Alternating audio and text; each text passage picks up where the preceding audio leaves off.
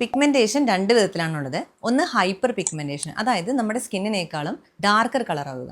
രണ്ടാമത്തേത് hypo pigmentation, അതായത് skin കളറിനേക്കാളും lighter കളറാവുക.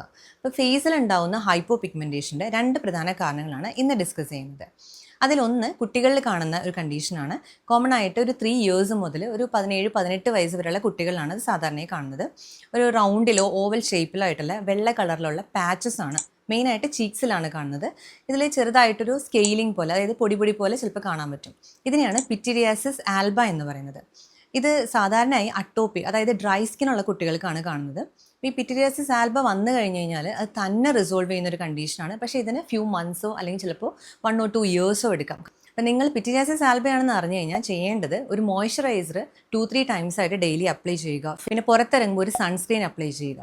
കാരണം ഈ സ്കിന്നിന് ചുറ്റുമുള്ള ഏരിയ ടാൻഡ് ആകുമ്പോൾ ഇത് കുറച്ചുകൂടെ പ്രോമിനൻ്റ് ആയിട്ട് കാണാൻ ചാൻസ് ഉണ്ട്. ഇങ്ങനെ ഒരു 3-6 മന്ത്സ് നിങ്ങൾ നോക്കിയതിന് ശേഷവും നിങ്ങൾക്ക് ഇത് കുറയുന്ന പോലെ തോന്നുന്നില്ലെങ്കിൽ നിങ്ങൾ ഡെർമറ്റോളജിസ്റ്റിനെ കണ്ടതിന് ശേഷം കളർ കറക്റ്റ് ചെയ്യാനുള്ള ട്രീറ്റ്മെൻറ്റ് സ്റ്റാർട്ട് ചെയ്യുക. രണ്ടാമത്തെ കണ്ടീഷൻ എന്ന് വെച്ച് കഴിഞ്ഞാൽ കുട്ടികളിലും വലിയവരിലെല്ലാം ഒരുപോലെ കാണുന്നതാണ്. നല്ല ചൂടുള്ള ടൈമിലാണ് കൂടുതലായിട്ട് കാണുന്നത്. ഒത്തിരി സ്വെറ്റ് ചെയ്യുന്ന ആളുകൾ അല്ലെങ്കിൽ ഓയിലി സ്കിന്നുകാർക്കൊക്കെ ഉണ്ടാകുന്നതാണ്.